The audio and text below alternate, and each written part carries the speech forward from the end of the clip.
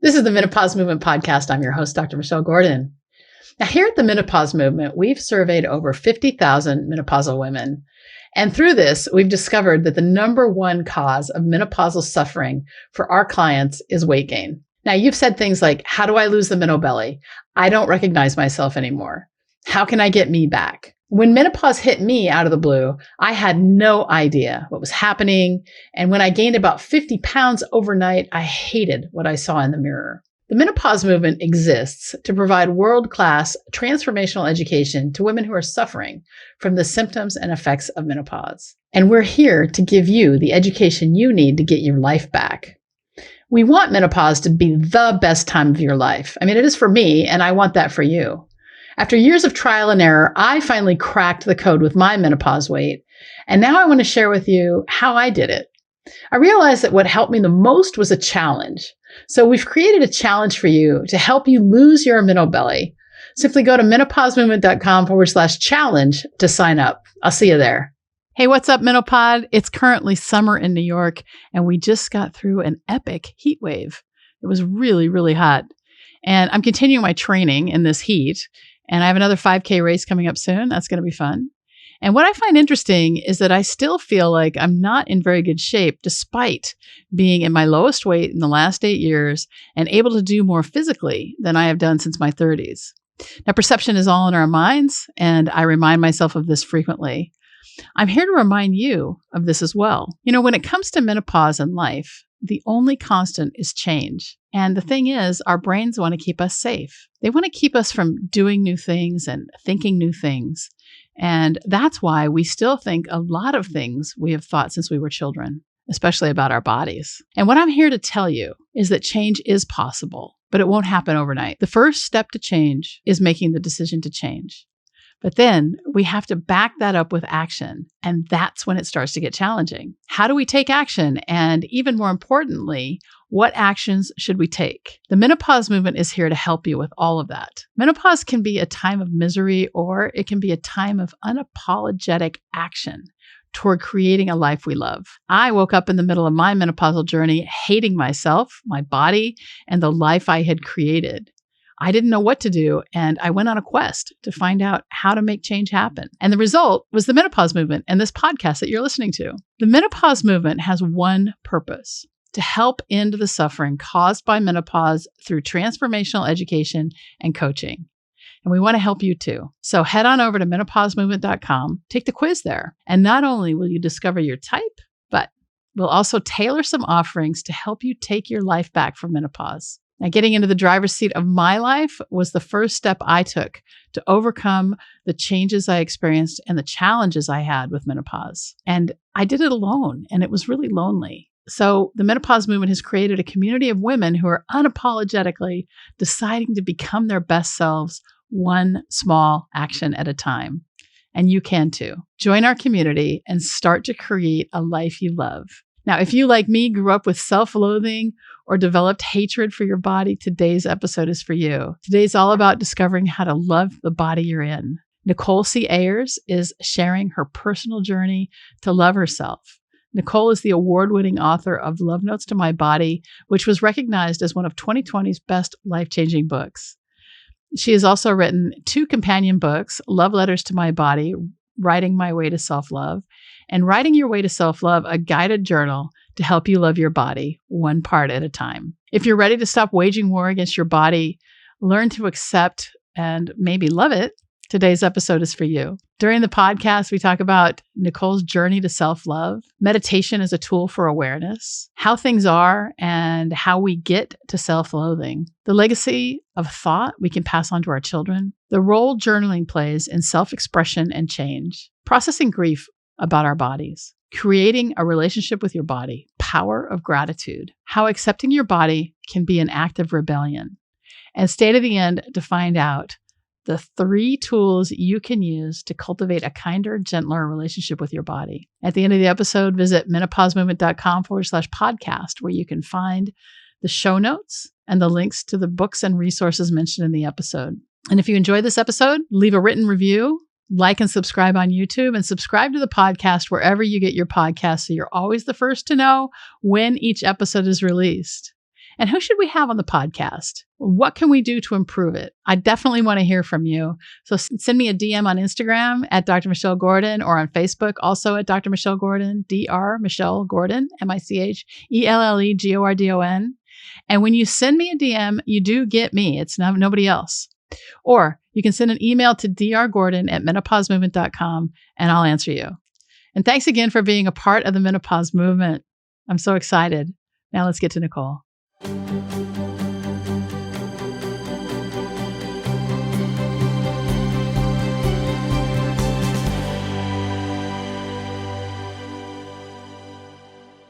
All right. Well, Nicole, it's Nicole Ayers, right? Yes. All right. Right on. Nicole, welcome to the Menopause Movement podcast. Where are you calling in from? I'm calling in from Fort Mill, South Carolina, which is wow. just a little bit south of Charlotte, North Carolina. Charlotte, I love Charleston. I think Charleston's my favorite city in the South. I haven't been to Savannah yet, but I love Charleston. I like Charleston over Savannah. We're probably about 3 hours from the coast. So. Right on. So welcome to our podcast. You are a self-love expert, and I love this so much because menopause is a time where we have a transition, and that transition can sometimes add pounds to our body. It can make our and when we add the pounds to our body, our clothes may not fit. We may look in the mirror like I did and say, I hate you, I hate you, I hate you. And that came not from menopause, but from ballet when I was a child. And so I think it's going to be really great to talk about self-love and your own self-love journey. And so I wanted to get started. You've written a couple books, and actually 3, and I'm going to get to that. But what I wanted to start with was, how did you let's hear like how you got to self-love as a calling or a passion. Yeah, it's passion, heart-centered. I know this is what I'm meant to do in this world. And also it's a long journey. Mm-hmm. I didn't have like a lightning bolt moment per se where I was like, oh, this is what's wrong and this is how I'm going to fix it. I just was having just like dissatisfaction in my life. And there was nothing specific I could point to. My career was going well. Things in my family were great. Like there wasn't a specific thing. And I was like, what's going on? And so I decided to learn to meditate, because clearly meditation was just going to cure all of my woes. And luckily for me, I started working with an intuitive energy healer teacher who she was going to teach me how to meditate, but she honestly just opened up those doors for me to get really curious about, why am I dissatisfied? What's going on? And what I figured out over a period of time was that I really didn't like myself. And specifically, I didn't like my body. And, it was such an awakening, because that's just how I thought it was supposed to be. Our normal in this society is to not like our bodies. So to be a person, a woman who decides to reclaim like loving her body, or not even going that far, but just accepting that we live in this human body and human bodies change, that's such an act of rebellion. And I was always a people pleasing, like good girl in quotes. And so I was like, holy smokes, what's going on? But I have 2 daughters. And when I finally realized just how poorly I was treating myself, all the things I was saying to myself all day long, like not just when I looked in the mirror, but every time I saw a picture, every time I got dressed, just every time I was doing something, that Nastygram narrative running, I was like, whoa, no way. This can't be what I'm leaving them with, right? I can't continue to teach them how to hate themselves. So at that point, I was like, I have to heal this. And I went on a journey to do that. And I got really curious about, well, how am I going to love something that I have hated my whole life and been told that I should hate my whole life? And I started journaling, and I found a movement practice that really gave me space to move emotions around and feelings around. And so I want to hear the rest about your journaling, but I think that there's a few things I'd like to unpack with you. And absolutely. So let's start with meditation as a vehicle for observation, right? So you said you were feeling dissatisfied in your life, and so you wanted to deal with this like feeling of dissatisfaction, right? Yes. Now, I think that is a catalyst for a lot of us, and Again, this is the Menopause Movement podcast, so I want to bring it back to menopause and the changes that happen when we start to lose our hormones and the effect on the brain. And one of the things that happens during menopause is loss of estrogen that can affect our mood center. And it's not just estrogen, it's also progesterone. And progesterone has a big, big, big role in our moods. And so when the ovaries stop producing those, then we have to change our brain changes because of the lack of hormones. But then the thing that a lot of people don't realize is that we're not at the mercy of our hormones. And what we can do is we can actually rewire our brains by deciding to change our thoughts. And one of the best ways to do that is to pick up a meditation practice. And so I think that if you're somebody who's really struggling, let's say you're really struggling with self-image, or you're really struggling with thoughts and decisions, which are a couple of, our moods, a couple of things that women really complain about or find to be problems in menopause, then just sitting for 5 minutes. This is not necessarily a spiritual practice, but I will say that starting meditation is going to help you move on a spiritual path, even if all you do is transcendental meditation, because, fundamentally, I do believe we're spiritual beings. And trust me, I used to be an atheist. So, yeah, so that's a story for another time. Yeah, exactly. But the point is that when we start to get out of the thought that everything revolves around us and that there's something bigger that we're a part of, then we can actually start to do some observing. So you did the meditation, you started to observe, and you started to realize that the life that you had created, essentially, right, with your thoughts, right, wasn't how it was supposed to be. Right. Okay. So and so you decided to say, well, and this is where I want to kind of get to you said that you were having all these negative thoughts about yourself and that you really didn't like yourself much, and that there was probably some programming from your childhood or programming from, whatever your thoughts were that created that. And so I'd like to kind of dig into that a little bit. Like, did you have a traumatic childhood? Did you have a loving childhood? Where do you think those thoughts came from? I mean, I think that they came from so many different avenues, truthfully. I mean, I had not a traumatic childhood is maybe not quite the right descriptor, but it wasn't easy. My parents were divorced when I was 7. They were very young when I was born. And so I was like what you call like a parentified child. So I was the only child, and I was just treated like a mini adult. And I was with my mom and all of her girlfriends most of the time. And so we're talking about, young women in their mid-20s, and who right at that time in their life, like how they look is so very important as they're trying to make their way in the world. And so I was just absorbing all of that constantly. And I don't know a single woman today, and certainly was true then as well in my childhood, who either doesn't currently struggle with her body image or who hasn't in the past and has worked really hard to heal it. So, it was coming from just these, what people thought were, just no big deal comments about their weight and their looks. And even, I actually just told this story recently. I learned very early that I was supposed to always keep my toenails polished because some man had told one of these friends of my mom's that he always looked at women's feet and would decide if they were desirable or not based on how they cared for their feet. And so the lesson was always make sure that your toenails are polished. And I'm like, what a dumb, like how dumb is that? But that was something that I just sucked right into my life and had my toenails polished. Now, I do it now because I love it. Like it's fun for me. But for a lot of years, I just did it because that's what I was supposed to be doing to be desirable. So I think there's an opportunity here to talk about belief and how all of our beliefs and programming is shaped in our childhood. And whatever we're exposed to as truth as children is what we're going to bring into our adult lives as truth. And if you live with a parent who is self-deprecating and always trying to, like my mom was always trying to lose weight. And back in the 60s, there was this, this is pretty funny now. There was this supplement called AIDS, AYDS. And then my mom used to take it. She was always complaining about her weight. And so of course I always complained about my weight because that's what I thought you were supposed to do. And my mom just had a lot of self-image issues. And so of course I absorbed that.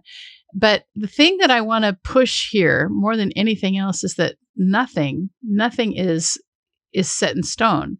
And when we start to examine the thoughts that we choose to have, and yes, we do choose, some of them are automatic and negative, but when we start to look at that and say, listen, I don't have to think this way. How can I change the way I'm thinking right now? And this is one of the things that we teach inside the menopause movement. We can make our lives anything we want, and it all starts with observation. And that goes back to meditation. And that's actually what I share as well. It's like awareness is the first step of healing your relationship with your body. So you don't have to love it. You don't have to do anything other than just start noticing how you're treating yourself, from what you're saying to yourself to, do you even hear your body when it sends you signals for what it needs? And if you hear those signals, do you honor them?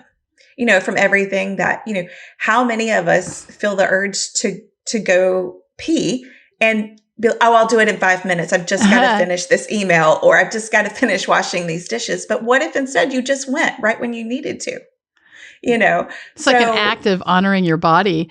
That hits home so much for me as a surgeon, because it was always this wrong thing to have to scrub out of an operation to go to the bathroom.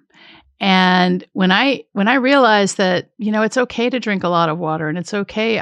It's okay to go and scrub out if I have to. I mean, just, standing for 12 hours or 8 hours and not peeing is not necessarily healthy. And so when I don't know, something clicked in me about 5 or 7 years into my practice. And I said, I'm going to pee when I need to pee, and it's okay. I'm going to break scrub. I'll rewash my hands. It's really okay. And so, I think it's important that you were able to really look at the legacy of it, right? Like, what were you teaching your daughters, and the kinds of things you were saying to yourself? And, we can't help it. We're going to screw up our kids. And it's just, it doesn't, because we have our own faults, and part of growing, part of raising our children, obviously we want to raise them and have them be independent and make decisions and all those things that we want to do. But at the same time, we're going to pass our beliefs down, and sometimes that may be our own self-loathing and whatnot. But how old are your kids, and how have you been able to kind of change that programming, you think? Yeah. So they're 11 and 13. So prime time for body stuff to be really front and center, because their bodies are going through their own transitions, right, at this age. And when I started this journey, they were a little bit younger, but already were noticing things about their bodies and other people's bodies, and other people were noticing things about them, having these conversations about bodies. I'll never forget my youngest several years ago. So she was maybe like 8, had been at a friend's house, and she came home and told me that her friend talked about how fat she was the whole time she was there. Aww. And I just, heartbreak, because then that that's something she's going to carry with her, that she's either going to heal or struggle with her entire life. And, and at the same time wondering, like, well, is my daughter now going to start thinking she's supposed to think she's fat, right? And all of that sort of thing. So I unfortunately believe that they are going to both struggle with body image issues, and do sometimes now. There are some things that we see come up. But what I'm holding on to is that I'm also teaching them that there's another avenue. There's another journey, another path, and just being that voice that says you don't have to do life like this. You can find joy in moving your body just because it feels good to move. You can let your body fluctuate in weight sometimes because it's going through a transition, and that's okay. It will reset, and you'll figure it out, or you'll figure out a new way to be in this body. That's what I think of. Like, that's the legacy. It's not just to what I'm saying to them, but it's how I'm treating myself. Because a lot of women, it's really easy to jump to I want something better for my children. I want my daughters to have something different, or my nieces, or my students, or, we want to make it better for the girls in our lives. I've had so many women say, can you write a book like this for girls? And I'm like, yeah, one day, but we're working on you first. We're working on us first, because if we don't heal it with ourselves, what we say doesn't matter nearly as much as what we do with those girls that are watching us.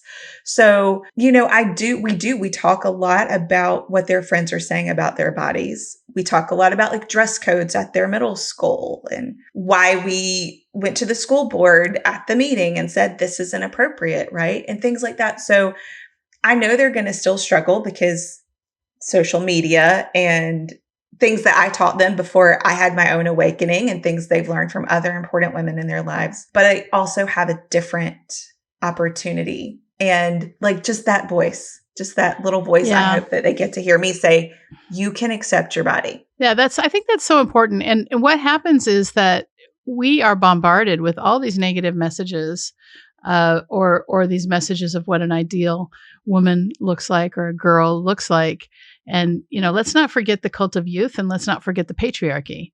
And so we have the media that says girls are only desirable up until a certain age. And then after that, they're old and crony and not worthy anymore. Right. Right.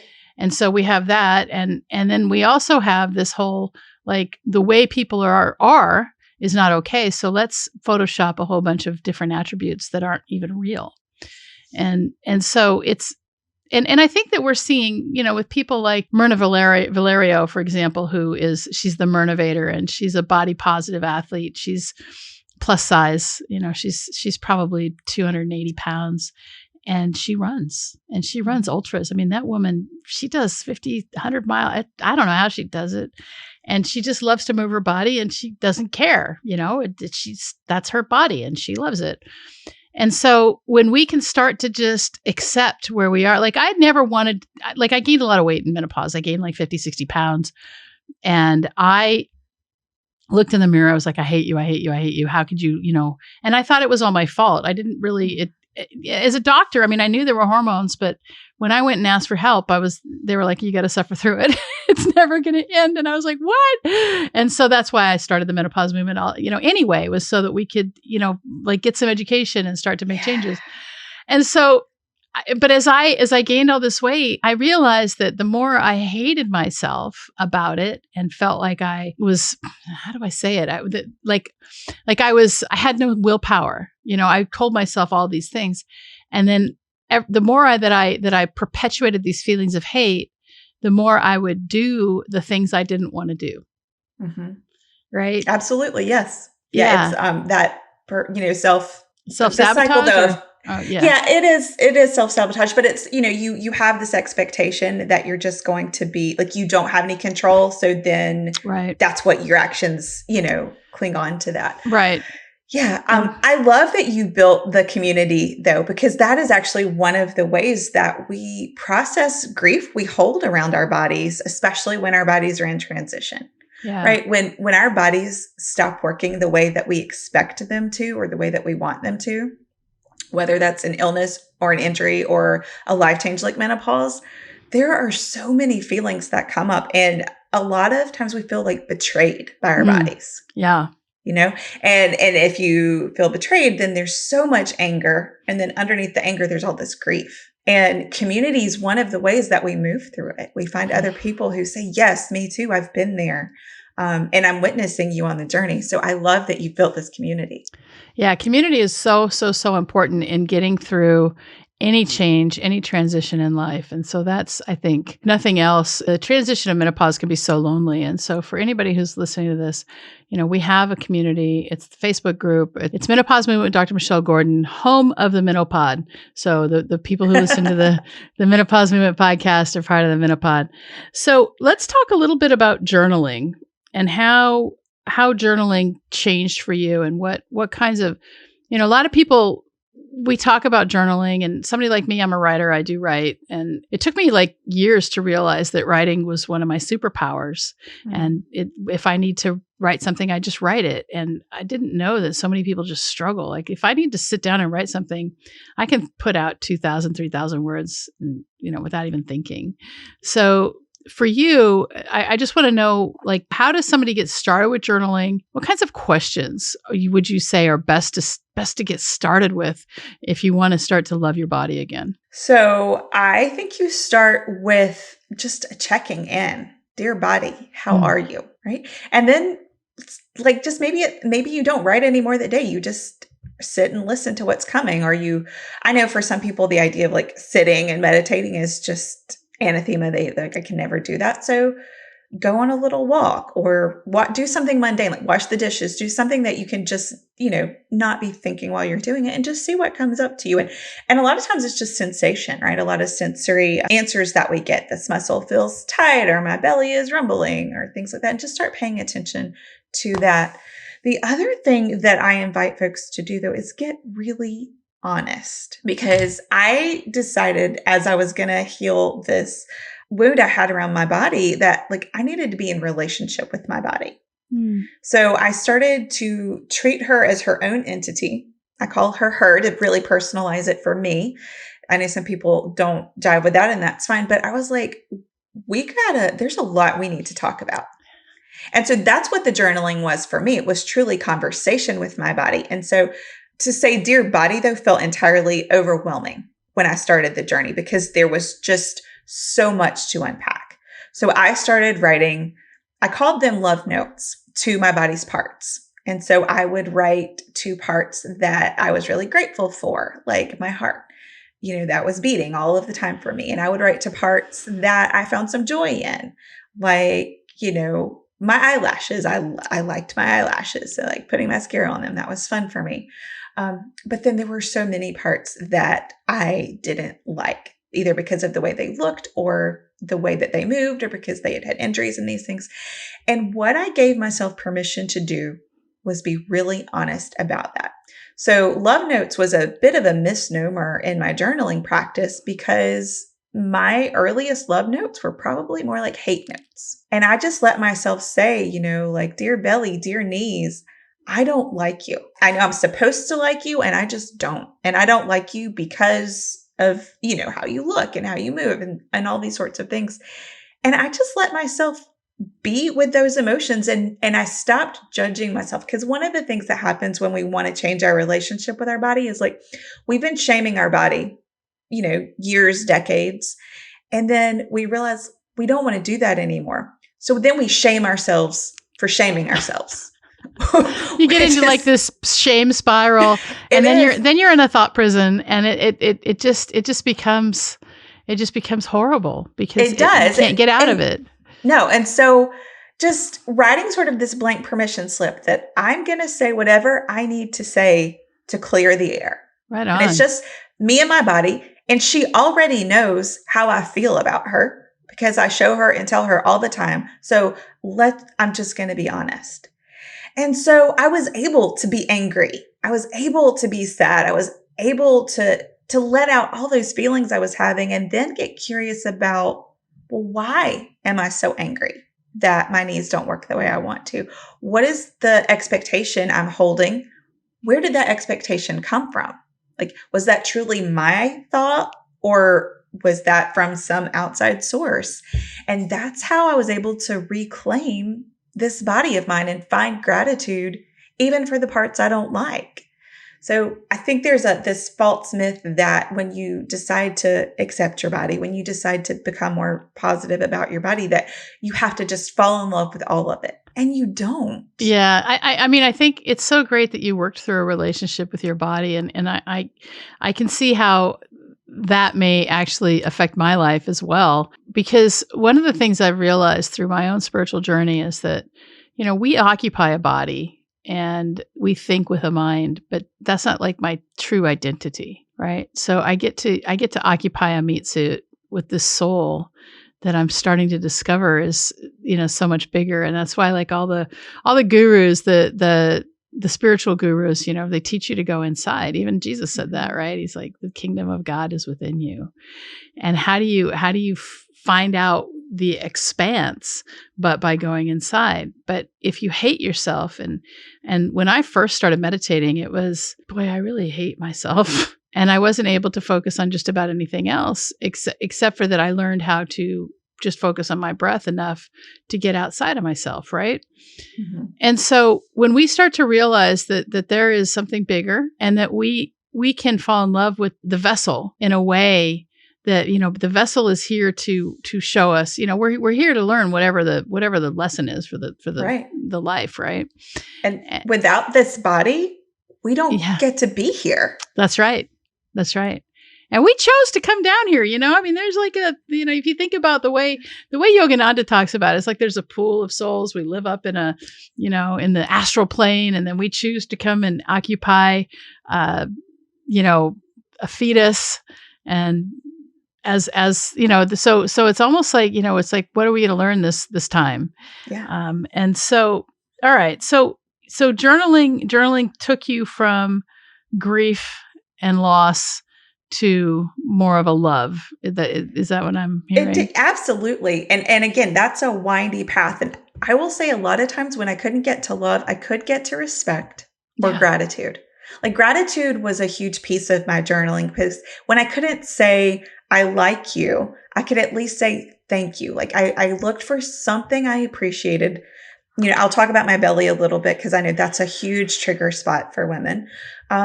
So I didn't, and I still don't, if I'm being perfectly honest, don't always look in the mirror and go, oh, belly, I love the way you look. I just don't. But you know what? I am so grateful for my belly holds all these organs. Yeah. That do all this food chemistry magic every day, right? My belly was the place where my children grew. Like my belly it's soft and it is cuddly. And so there are a lot of things I'm grateful for, even if I don't like the way that it looks. And so great. That's what I would dig into. Like once I let myself get the what we would call like the negative emotions out, once I let the pain out, then I could look for, well, where can I be grateful? Yeah. Because like I can't break up with this body unless I'm choosing not to live this life anymore. Yeah. Yeah, we get the body that we get. So one of the things that I teach is and if you're listening to this and you get nothing else out of this podcast, here's the take home message. I talk a lot about gratitude, and if you want joy in your life, it's gratitude. So gratitude, I teach that gratitude is the precursor to joy. And so if you want to feel joyful, start finding things to be grateful about. And because you can't have gratitude and fear don't exist in the same. They just can't. They can't exist at the same time. And so, if you're afraid of something, be grateful and then do it anyway. Right. And, I talk a lot about how I'm so grateful for my body and how I can do more. I'm 56 years old, and how I can do more with this body at 56 than I could when I was 18. And I do things like, I was saying before, I took my dogs for a run. My dogs are out of shape. And I took my dogs for just over a 3-mile run, and they're both here on the floor. They're just dead. Okay. They're not dead, but they're really, really tired. And at one point during the run, even my athletic dog, the female Sushi, she was lagging behind. I was like, oh, she needs a break. And so I had to walk a lot more than I'm used to during that run, which was great because I didn't feel like going all out. But the point is that when we can start to say, and this is exactly what happened for me.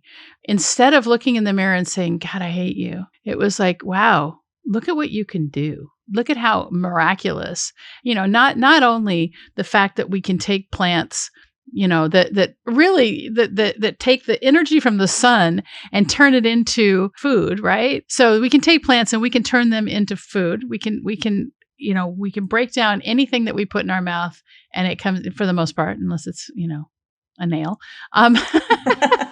But we have this, there's just so many ways to look at it and have gratitude for what the body does and the chemical reactions and all the things. And so to dwell on the fact that my belly's a little bigger than I want it to be, what's going to happen is you're just going to continue to bring in more of that, right? Abraham Hicks talks about how when you keep your thoughts on one thing, that's what you're going to get more of, right? But when you start to really understand what you don't want, then you can say, okay, I know I don't want this, so what do I want? And then you put your thoughts there, and you're able to attract other things in. And so I think it's really, really important that we are able to just pay attention to where we're putting our thoughts and then start to turn it. I've just been spending a lot of time on that, so that's why I'm kind of going. Yeah, it is. I mean, and that's, I teach awareness is that first step. And then it's like, well, okay, what do I say instead? What am I going to do instead? And for me, at first, it was just to catch the thought and then say, okay, I'm not going to say that anymore, or I'm not going to think that anymore. And then the next step after that, and I say steps, like this wasn't really like this was a process, like I said, a windy journey. Sure. It's not, this chronological thing, but it was like, okay, well, what do I replace that with? Right. So was it gratitude, or was it even joy, or was it love? Because when you start leaning into the joy of it, of your body, and the gratitude of it, like, you do just find acceptance. And then sometimes you find love. And like when we're going through a transition, I know like this getting older transition, society wants to tell us, like you were talking about the crone earlier, like the crone used to be like that, like the wise woman, the elder that Powerful. we look to, the woman we all wanted to be. And our society has decided to say, that's not who she is. And I'm like, no, I'm reclaiming that. Because I just remember like, when I turned 40, like I would tell people it was like the giant unfettering. So at the same time that society was starting to say, oh, you're hitting middle age, oh, we're going to stop paying attention to you, I was like breaking free. And that's when I started unpacking all of these lies I had been believing, and really coming into the woman that I was meant to be, and entering into this passion and this calling that I have. And so we get to lean into those joys again when we stop, when we just, like you said, catch the thought and then let it be something different. Yeah, that's great. Catch the thought and let it be something different. So we talked for a second about how this was an act of rebellion, right? And let's just go into this a little bit more about how choosing to accept your body is more an act of rebellion. I mean, would you say that it's an act of rebellion around patriarchy, or around Hollywood, or? Yes, and yes, and yes.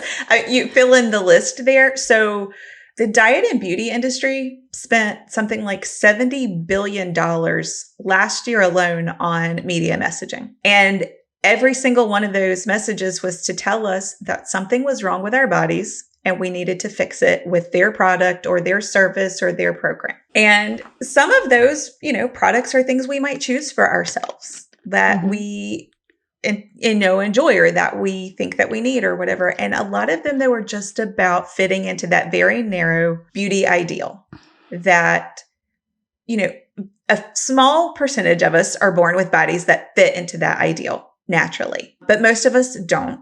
Right. And what we end up doing is spending countless amounts of our time, our energy, and our money trying to achieve this perfection. And we won't ever achieve it, because not only is it kind of this ridiculous standard, but also they keep moving the goalpost, right? Like they keep shifting what is ideal. So, sometimes it's to be really thin, and sometimes it's to be really thin, but also be curvy, right? Which is an oxymoron, and so it's like, we can't achieve it. And so for even the people who do force either, because of just naturally how their bodies are made, or because of all the work that they spend in it, or because of disordered patterns that they have, they're not protected from people's judgment, from their scorn, from their ridicule, right? Because that's what we're doing. We all just want to belong. And so if we can get this perfect body, we'll belong. But right, the gig is that we'll never achieve that perfect body. So we keep just being sold this message, and we don't see it as a failure of the diet or the product. We see it as a failure of ourselves. Right. And so to step out of that and say, I'm not buying into that anymore, is rebellious, but in like a really powerful sort of way. Well, it's a self-love. It's truly an act of self-love to say, this is the body that I have. This is who I am, and I'm going to do what I can with it. And what I found, what happened for me when I finally just said, okay, I have a coach that I've always been kind of sporty, and I decided back in 2015 or 2016, something like that, to start exercising again. And so I hired a coach to help me, because I always hire a coach. I always, that's just has always helped me to kind of make the gap smaller. If I wanted to get something, I hired a coach, and then that's why the menopause movement has a coaching program, so that we can shorten that gap for you, because what took me 5 years might only take you, 3 months now. Yes. So I hired this coach, and at one point, and I was over 200 pounds when I first started exercising. And I remember writing to him one day and I said, look, I'm just going to record my weight every day. I don't give a F. I'm just going to start accepting. I'm just going to release this. And I'll tell you, as soon as I let go of any of my expectations around how the exercise was going to affect my body, how I was going to lose weight or any of those things, then I was able to really start to focus on getting better. And as I started to get better, then I started to understand, well, number one, that exercise has nothing to do with weight loss. And and that performance is something that we can do. We can do a lot of performance. We can improve our performance, but that has more to do with diet. But the other thing is that I had to accept where I was. Mm-hmm. I had to, and I envisioned something else for the future, but I had to say, this is where I am and it's okay. And so instead of trying to be somewhere else, I was right there and I said, this is fine. And then I said, okay, but what is it that I want? And I started stepping towards that. And that made the difference for me. And it creates like companionship with your body versus this adversarial nature. Right? When we're taught that our bodies are wrong and we choose to believe that, then we're constantly at war with them. Yeah. Right. So our body's sending us a signal that it's hungry. And we're like, well, no, I can't eat today, or I can't eat what you're craving because that would make me gain weight. Or I can't eat until after 2 p.m. because I have to fast because now, fasting is the new trend. Yes. And I know. Yes, exactly. Let's deny our bodies some more. Yeah. Right. And so it's like, if we can accept this is the body that I have, it may not be the body that I want, but it's the body that I have. And, I talked earlier about going to the bathroom when you need to, but it's drink water when your throat's dry. It's eat something when your tummy is rumbling. It's stretching when you've been sitting for a long time. When you start to honor the body that you have, you create a companion, someone on the journey. So do you want your body to change? Okay, that's fine. But how can you invite in this body in this relationship to help you make the change? Yeah. Because when your body feels respected and cared for, it responds so positively to what you're asking it to do. That's really just so important. So tell me, can you give us a couple of tools? So you have on your outline here three different tools to cultivate a kinder, gentler relationship with your body. So I'd love to hear from you. What are some tools that the listeners of the Menopause Movement podcast can take from this podcast to start to love their bodies more? Absolutely. So the first one we've already talked about, which is journaling. It's starting some sort of writing practice, and it doesn't need to be like a morning pages where you have to write out, X number of pages. It could literally be a 3 to 5 minute practice where you just sit down and have a check-in with your body. Body, how are you today? Or body, this is where I'm feeling about you today. Or if you want to drill down and be specific, belly, this is how I'm feeling about you today, So just starting that open conversation. And if you're not a journaler and you're not afraid to talk to yourself out loud, have the conversation out loud instead, but just start checking in, because a lot of us, one of the ways that we deal with our negative body image is just to pretend we don't even have a body. So we don't even hear the signals our body is sending to us until our bodies are screaming and we're knocked flat on our bums, right? So just start the conversation again. And I am a huge advocate of journaling because there's just so much healing in writing things down. But that's step one. The second thing is to find a movement practice that you love. It's not a movement practice to lose weight. It's not a movement practice to get stronger. It's not a movement practice to do anything but experience the joy of moving.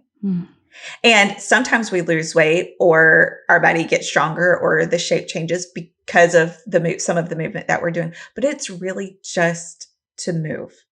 For me, that was a program called Wild Soul Movement, which ended up being like a moving meditation. So, if meditation is hard, it was a way that I could meditate and also be moving my body in these really ways that felt super nourishing and gentle and good. But it might be a hike. It might be a run. It might be swimming. There's so many ways, or dancing, right? Putting on a song and just dancing. So that's how, again, we connect with your body, like this physical, corporeal being that we have, this body. And then the third strategy that I offer is to offer your body loving touch. And I don't mean this in a sexual way. And again, that's another conditioning that we have if we're touching our bodies. It's to be sexy or sexual. And that's not what I mean at all. I mean to literally be gentle and kind and give yourself love. And so that could be wrapping your arms just around yourself and taking a breath. Or one of my favorites that I do when I'm feeling like I need extra TLC is cup your hands and then just hold your face. And then close your eyes, maybe if that feels safe, and take a breath. Just connect with yourself that way. And I imagine, sometimes like that little girl inside me that was so parentified and taking in all of those things and sad that her parents were divorced. Like that's like, she's still inside me, inside this body too. And so like, I just love on her the same way that I love on my daughters. That's really great. And one thing I think it's really important for us as adults, and many of us are parents or mothers, is that there is that maybe a broken or hurt little girl that's inside of us, and we have to be the adult and nurture that girl, mother that girl. But if that girl is the hurt one, is the one that's running us, then our lives are being run by a child. And so we have to actually step into being adults. And sometimes adulting is hard. You hear that from the millennials, especially now, I'm adulting now. But we don't have to tantrum in the way that we did as children. And sometimes we still do. I mean, trust me, yesterday, my son spent over $3,000 on Amazon. I have a disabled son. He's got some cognitive problems, and he found his credit card and bought 3 Xboxes. They're all going back. Thank goodness for returns. Yeah.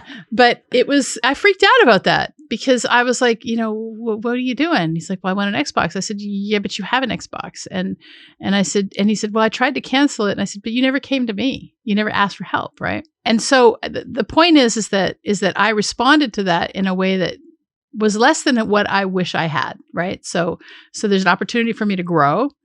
And on top of that, I also went back to my son and said, listen, I kind of acted as a child in this situation. I was freaking out and I'm sorry. And I actually took the adult road. And so I think the point of the story is that we have choice and we can choose, whether it's our behavior or whether it's how we choose to have our relationship with our body or our relationship even with our minds or in ourselves, we have choice. And that's what today, I think, was all about. Was there anything else you were hoping to share before we end? I just always love to remind people that it is a journey. There's not an end point, and you don't ever have to get to that I love my body place. It's okay if you get to a place of just even neutrality with it. Like I had this human body and it's changing, right? Or just a place of respect or a place of acceptance. So you don't have to catapult there to the self-love. And also that you be gentle with yourself. Give yourself so much grace. Because if you've learned something over decades, you're not going to heal it overnight. Even though you want, I remember figuring out, I don't like my body, and just thinking, I'm just going to, first I'm going to meditate. And then I was like, I need to do more. I'm just going to journal and it's going to be all fixed. And it wasn't. And there was so much to unpack and heal in there. And that was frustrating often, that I wasn't moving as fast as I wanted to. But just remember grace. Grace for yourself on this journey. Grace for your body. Grace for your mind, which is tried to take over the role of interpreting, what it thinks you need to hear. So lots of grace on this winding journey to self-acceptance and love. I love it. And where can people find you? NicoleCayers.com is my home base, and that will take you to my books. That will take you, I have a helping hand resources page because this isn't a solo journey. And so if you need books to read or some classes to take, I also offer a course. It's currently in wait list. We'll reopen again this fall to help people that just really want to get started on the path. So NicoleCayers.com will get you into my world, and I'd love to have you there. Well, that's great. You've got 3 books here: Love Notes to My Body, Love Letters to My Body, Writing My Way to Self-Love, and then Writing Your Way to Self-Love, a guided journal to help you love your body one part at a time. And are these available on Amazon? They are. Okay, so we'll definitely hook these up in the show notes for anybody who wants to purchase these books. I love the Love Notes to My Body because it's basically, let's talk about our knees. And let's talk about our nose and our lips, and so those sorts of things. And so that one's the fun. It's beautifully illustrated. It's whimsical. It's all the joy and gratitude that I found. Awesome. That one's my favorite. That's great. Well, Nicole, thanks for being a part of the menopause movement today. I'm sure that this episode is going to help a lot of women start to take the next step to loving themselves again in a different way. I hope so. And wishing you all the best along the way. Thank you. Did you know that menopause is not a medical condition? Most doctors don't know this either. I like to say that menopause is the privilege of a long life. And to really take hold of our lives in menopause, we have to unlearn what society and the medical establishment has told us about menopause. This is why I've created this brand new course called Understanding Your Hormones and Managing Your Menopause. I want to show you how you can get on top of your menopause right now so that you can start to see it as the best time of your life. Now, this course is valued at $500 and is in the beta testing phase. And we're currently accepting applications for women to test it out for us at no charge in exchange for feedback and testimonials. But the best part is, because you're a podcast listener, you can bypass the application process and go straight to the front of the line. To register right now, simply visit menopausemovement.com/hormones, and we can get started together right now. Remember, you can get started right now at no charge to you in exchange for feedback and testimonials when you go to menopausemovement.com/hormones. And I'll see you inside the course. Thanks so much for being a part of the menopause movement.